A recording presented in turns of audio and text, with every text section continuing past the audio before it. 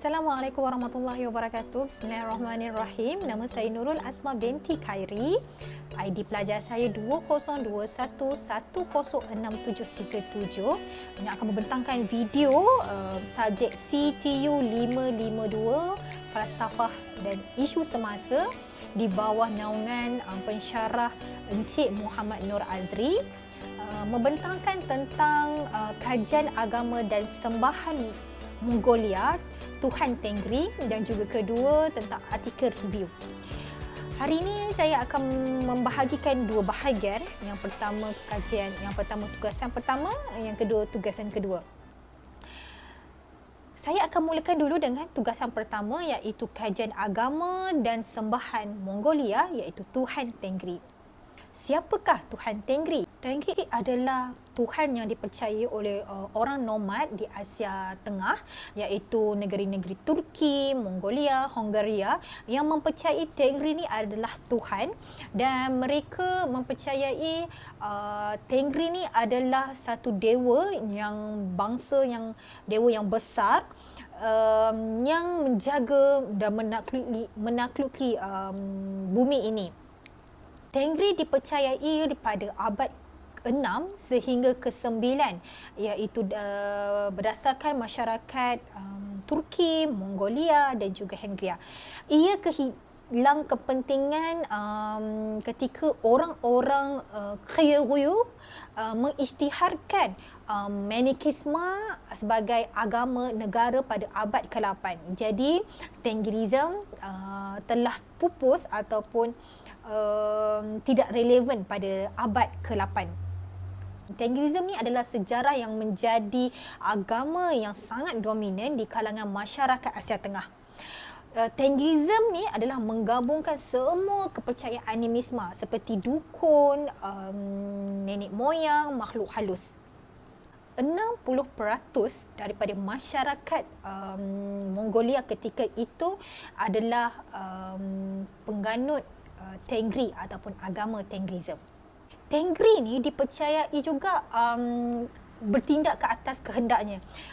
Mereka menganggap Tuhan Tengri ni segala-galanya.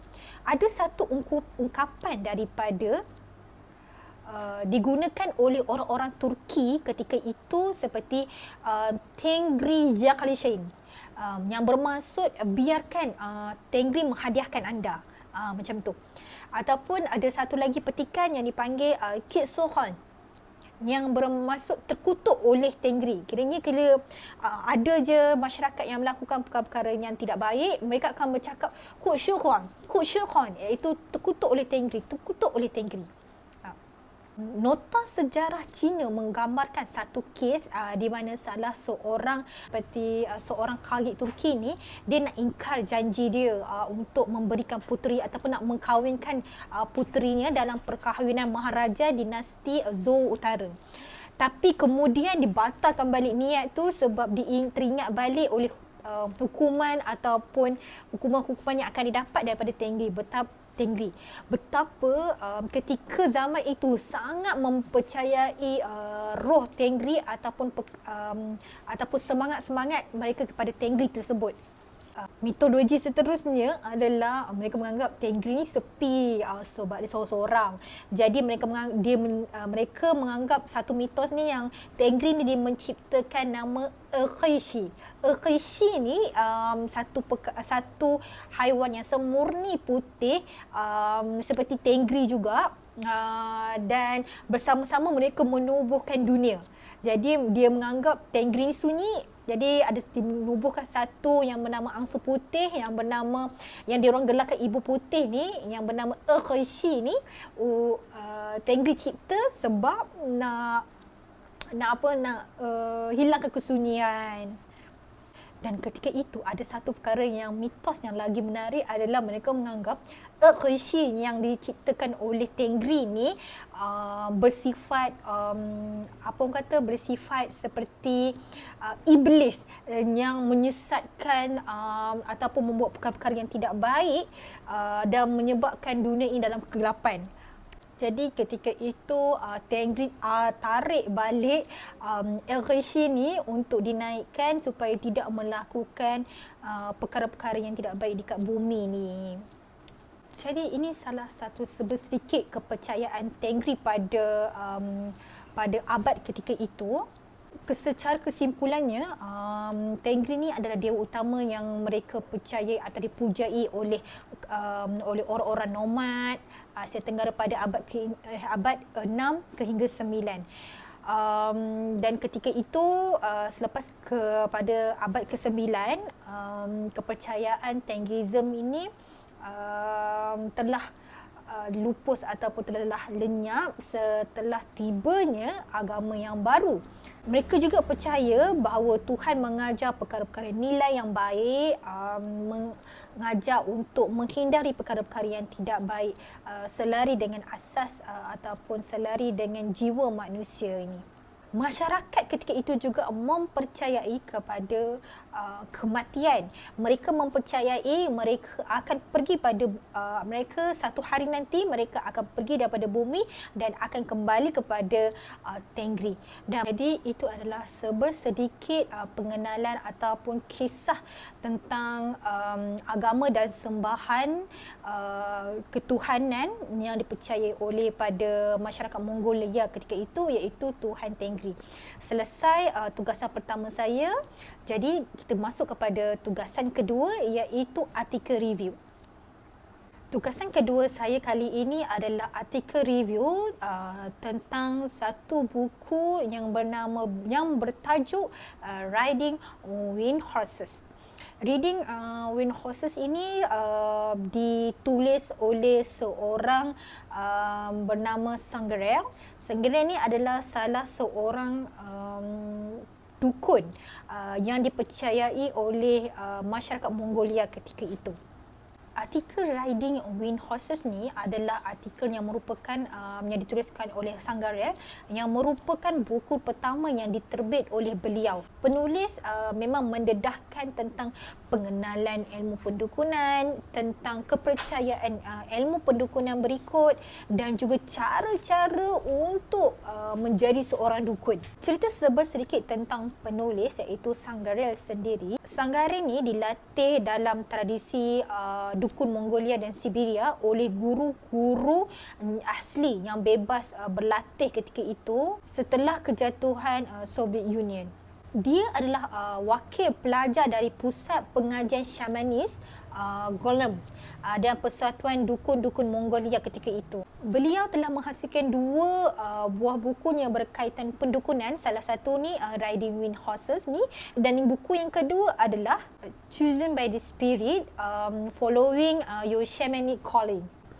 Pada pendapat saya, buku ini yang dituliskan mengenai pendukunan Mongolia dan Siberia ketika itu adalah Sanggarel ini merupakan seorang yang berhak untuk menuliskan tentang ilmu-ilmu pendukunan ini, sebab beliau adalah salah seorang dukun yang mengamalkan ilmu-ilmu tersebut. Dalam buku Riding Wind Horses ini terdapat 8 bab yang menceritakan mengenai kepercayaan dan amalan ilmu pendukunan secara terperinci. Bab yang pertama mengenai Mongolian kosmologi yang membincangkan mengenai unsur asas ilmu pendukunan yang terdiri daripada 4 bahagian metafizik. Kemudian disusuli dengan bab kedua tentang The Natural World yang menceritakan tentang inspirasi alam semula jadi ni sebagai ilmu pendukunan. Bab ketiga pula menceritakan tentang The Spirit World yang menceritakan tentang tradisi Mongolia dan Siberia, tentang kepercayaan jenis-jenis roh dan juga termasuk roh orang yang meninggal sebagai pembantu dukun. Mereka menganggap begitu. Okey, bab keempat pula adalah artikel mengenai The Shaman.